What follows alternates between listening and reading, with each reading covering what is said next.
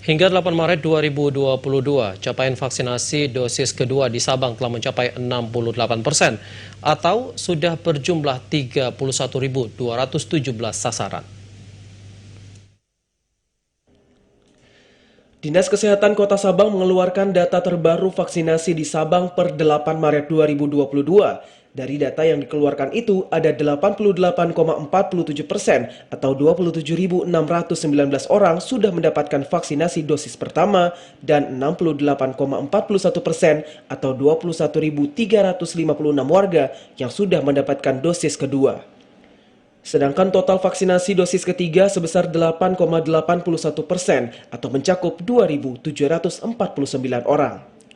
Adapun vaksinasi ketiga atau booster di Sabang ini mempergunakan vaksin jenis Moderna dan Pfizer.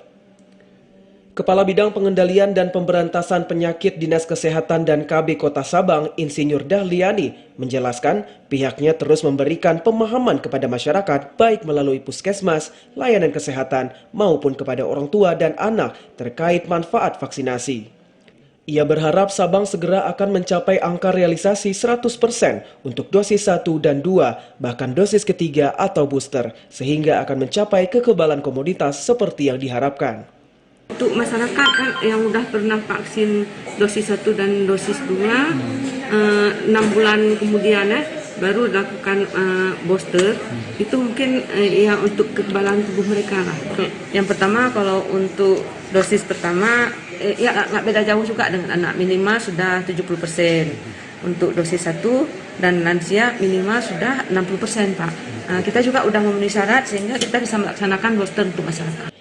Dahliani merincikan untuk pelayanan publik total vaksinasi dosis kedua sudah melampaui target, yakni sebesar 122% atau 5.112 orang dari sasaran 3.232 orang.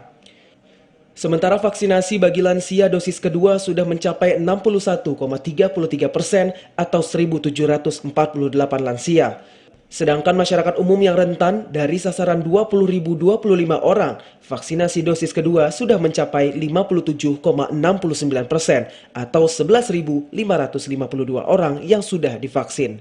Dari Sabang, Mahfud, TVRI Aceh melaporkan.